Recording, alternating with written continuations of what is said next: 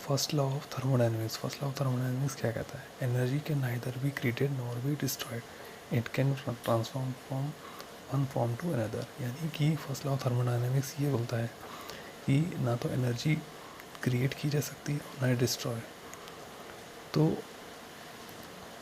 Energy जो होती है वो ट्रांसफॉर्म होती है।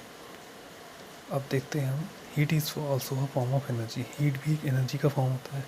Therefore the law of conservation of energy also hold on heat energy के लिए law of conservation energy hold करती है। This law was propounded by Joule in 1850। अब देखिए, first law of thermodynamics is essentially a law of conservation energy according to which any form of energy can B completely converted into the heat energy। First law of thermodynamics को हम law of conservation energy बोल सकते हैं, और जिसके according किसी भी form of energy, कोई भी फॉर्म ऑफ एनर्जी का फॉर्म जो होता है वो कम्प्लीटली कन्वर्टेड हो जाता है हीट एनर्जी में। If we mechanically if W mechanical energy is converted to heat energy and Q heat energy is obtained, then W equal to Q। Equation number 1 लिया आपने। अब देखिए, if some heat energy is imparted to a system, हमने एक system को कुछ heat energy impart की, तो a part of it is used up in doing work in expansion against the external pressure and the remaining part is used in increasing the internal energy of the system. तो कुछ part जो है वो work करेगा expansion against the external pressure के against, और बाकी जो रिमेनिंग पार्ट है वो सिस्टम की इंटरनल एनर्जी को इंक्रीज़ करने के लिए यूज़ हो जाएगा। अब इस डायग्राम से देखिए, फ्रॉम दिस फिगर देखिए, स्टेट ए से स्टेट बी के बीच में जब पास हो रहा है तो इंटरनल एनर्जी जो है वो चेंज हो रही है, जिसे हमने डेल यू से डिनोट किया है, which is equal to U B minus U A. U B क्या है? Change in internal energy of state B minus change in internal energy of state A. इन दोनों का मतलब इंटरनल एनर्जी जो है स्टेट बी की और स्टेट ए की, इन दोनों का जो डिफरेंस है, यानी U B minus U A. अब हम उसे कैसे ले सकते हैं? Q1 minus W1 is equal to Q2 minus W2। Q1 क्या है? स्टेट 1 का हीट, और W1 क्या है? जो स्टेट ए के लिए। उसी तरह Q2 स्टेट बी के लिए, और W2 जो है वो स्टेट 2 के लिए वर्क डन है। तो इसी तरह सो ऑन, जिसे हमने कांस्टेंट मान लिया। अब हम उसे स्टैंडर्ड वे में कैसे लिखेंगे? Del U equal to Q minus W। अब इसे रीअरेंज करेंगे इस इक्वेशन को, तो क्या मिलेगा? Q equal to del U plus W।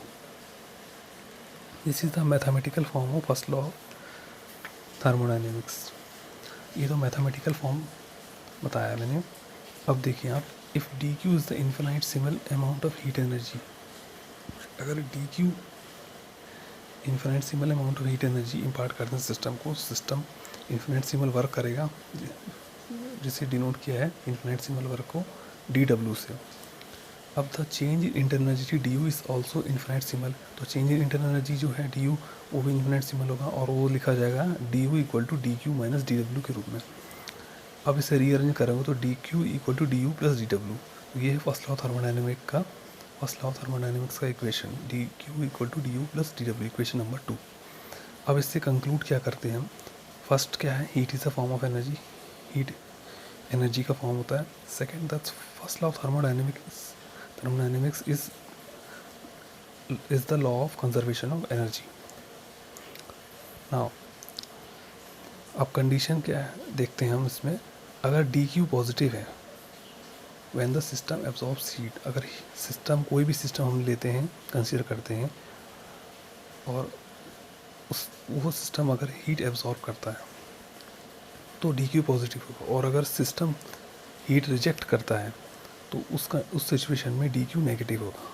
अब देखिए, the increase in internal energy due to the increase internal energy du is positive while the decrease in energy du is negative.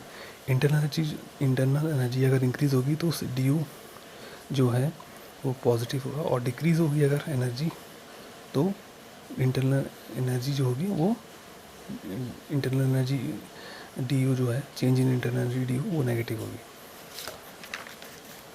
अब देखिए, the work done by the system D W is positive.